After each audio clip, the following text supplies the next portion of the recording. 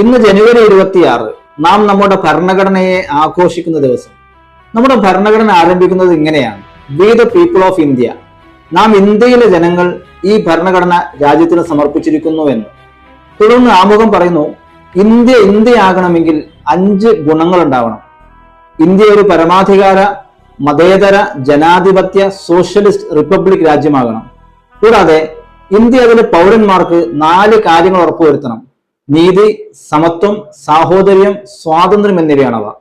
ഈ 5 ഗുണങ്ങൾ ഇല്ലാതെയായാൽ, ഈ 4 കാര്യങ്ങൾ പൗരന്മാർക്ക് ലഭിക്കാതെ ഇരുന്നാൽ ഇന്ത്യയുടെ ആത്മാവ് നഷ്ടപ്പെടും, ഇന്ത്യയല്ലാതായി മാറും എന്നാണ് അതിന്റെ അർത്ഥം. കഴിഞ്ഞ ദിവസം ജനുവരി 25 ദേശീയ വോട്ടവകാശ ദിനം കൂടിയായിരുന്നു.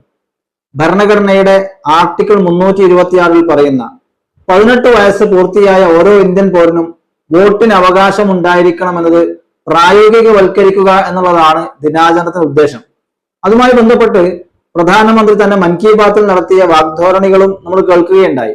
രാജ്യത്തെ പൗരന്മാർക്ക് ഭരണഘടന ഉറപ്പുവരുത്തുന്ന കാര്യങ്ങളും ഇന്ന് രാജ്യത്ത് നടന്നുകൊണ്ടിരിക്കുന്ന കാര്യങ്ങളും, പ്രത്യേകിച്ച് വോട്ടവകാശവുമായി ബന്ധപ്പെട്ട് നടക്കുന്ന SIR നടപടിക്രമങ്ങൾ രണ്ടും 2 ദിശയിലൂടെയാണ് മുന്നോട്ട് പോകുന്നത് എന്ന് ആരെങ്കിലും പറഞ്ഞാൽ നമുക്ക് അവരെ കുറ്റപ്പെടുത്താൻ കഴിയില്ല.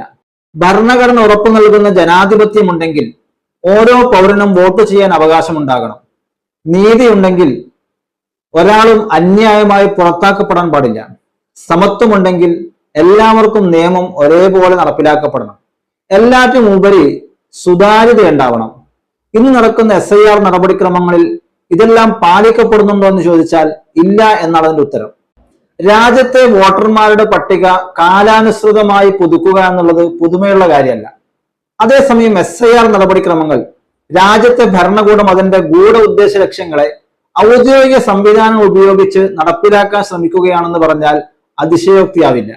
ഇത് പറയാൻ ചില കാരണങ്ങളുണ്ട്. ഒന്നാമത്തെ കാരണം, കേരളത്തിന് മുമ്പ് SIR നടപടിക്രമങ്ങൾ പൂർത്തിയായ സംസ്ഥാനങ്ങളിലെ അനുഭവങ്ങളാണ്.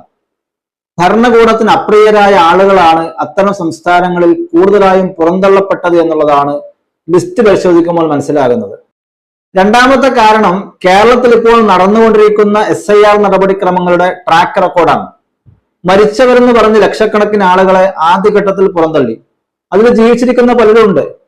രണ്ടാമത്തെ ഘട്ടത്തിൽ 2002 വോട്ടേഴ്സ് ലിസ്റ്റുമായി മാപ്പിംഗ് ചെയ്യാൻ കഴിയുന്നില്ല എന്ന് പറഞ്ഞ് ലക്ഷക്കണക്കിന് ആളുകളെ പുറന്തള്ളി. 2024 ഏറ്റവും അവസാനത്തെ വോട്ടേഴ്സ് ലിസ്റ്റ് ഉണ്ടായി. അത് മാറ്റിവെച്ച് 2002 വോട്ടേഴ്സ് ലിസ്റ്റുമായി മാപ്പിംഗ് ചെയ്യുന്നതിന്റെ ലോജിക്ക് നമുക്കിപ്പോഴും മനസ്സിലായിട്ടില്ല. 2002 ഒരു SIR നടന്നു എന്നാണ് പറയപ്പെടുന്നത്. ഏതായാലും അതിനുശേഷം വീണ്ടും